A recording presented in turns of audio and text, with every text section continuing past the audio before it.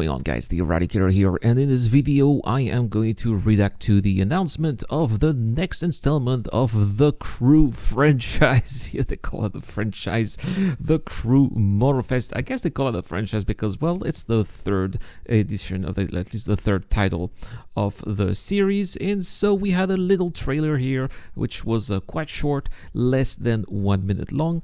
And I gotta say is that, yeah, sure, it does look better than the Crew 2. That being said, it's not really that hard because the Crew 2 looked mediocre at best when it was released, especially versus the competition, and this was well documented. I'm not even making this up. And when I'm looking here at what I'm seeing with this brand new trailer, well, I'm afraid that the next The Crew game still looks quite outdated compared to what other games are making. For example, you don't see new trails on the dirt or anything that persists, no tire trails as well on the macadam. There seem to be very few little particle effects, no sand effects coming out of the wheels when there's a transition between, for example, dirt and road, for example.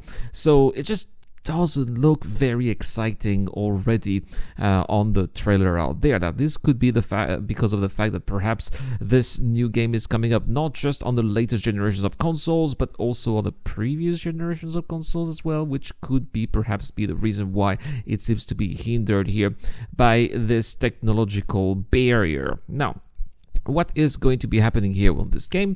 Well, lots of deja vu, I think. For example, it really screams like deja vu.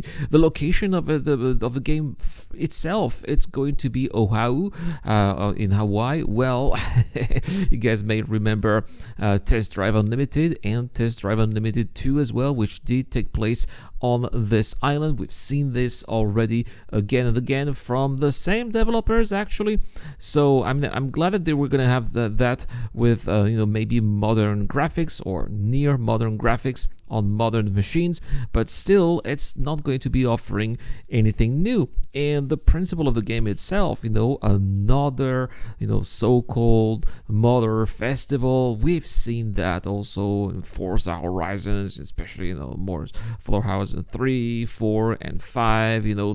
Those festivals overall always feel very cheesy and not very organic. It's not something you'd find in real life, right? So it just feels kind of disconnected compared to how it would be in reality, and I just don't feel any immersion with that. Now, there are going to be also other vehicles. Apparently these are coming back as well, including planes and boats.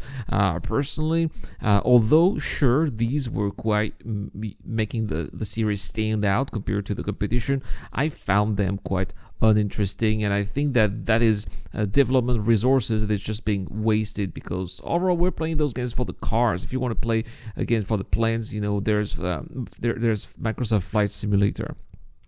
Also, we had a little 6-minute follow-up video here, and quite frankly, I was also baffled there by sometimes how out of touch they seem to be. Now, at first, I was not really convinced by the presenter, but turns out the presenter, Lisa, is maybe the best thing there is in that video. She's kind of really good English, actually, for a French lady, so kudos to that. I just wish that perhaps she had presented, in terms of looks, a little bit better, because sometimes, the first impression is also quite important, but I still think she did a great job at presenting the presentation. However, the same cannot be said, especially from the lead developer here, whom I found quite arrogant, especially when he talks about the Crew franchise as if it was Need for Speed, or Forza Horizons, right? Yeah, that was a little bit overkill. And when he's saying that he's welcoming millions of new players every month or whatsoever, it's like, come on, the Crew barely has a few thousand players playing right now. Millions of new players, I think that we would have heard of that already. So a bit ridiculous here, and it just didn't sound very serious now. Also, well, because of all of that, Not really convinced that this game is going to be doing very well, because they said that it's going to be coming out in 2023. There is going to be competition for the Crew Motorsport in 2023 in the shape of a new Test Drive Unlimited game, Test Drive Unlimited Solo Crown, which, unlike this game, the Crew Motorfest, is not going to be taking place on Oahu, Hawaii, because, well, they figure out that having been on this island for 2 times already might seem a little bit redundant, and so that's why they're going to be going to Hong Kong, which I think is going to be offering also a fresher type of experience, and overall I'll just think that the Crew Motorfest did not feel that passion as well as we get to see when we are seeing the featurette from Test Drive Unlimited Solo Crown, which is more about the experience of owning a car and the lifestyle around it, whereas the Crew Motorfest seems to be cashing in on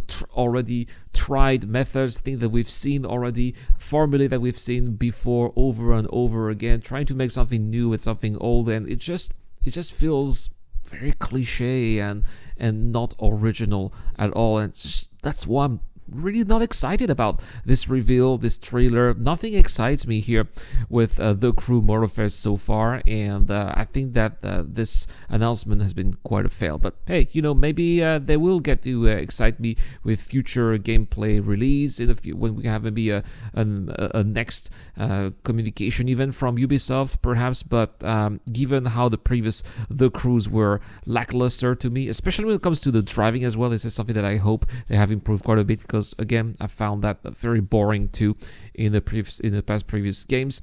I hope that they are going to be improving on that, but yeah, so far this is more of a meh than anything else. Anyway, guys, let me know what you guys think in the comment section down below. Are you excited about the Crew Motorfest? How did you react when you heard of the existence of this upcoming game? Personally, I thought the franchise, the so-called franchise, would have died with the second installment. I was very surprised to see that there was a third one, but hey, maybe you guys were expecting that. Let me know everything in the comment section down below. That's all for today. Thank you so much for watching. As always, it's been the Eradicator, and I'll see you guys later.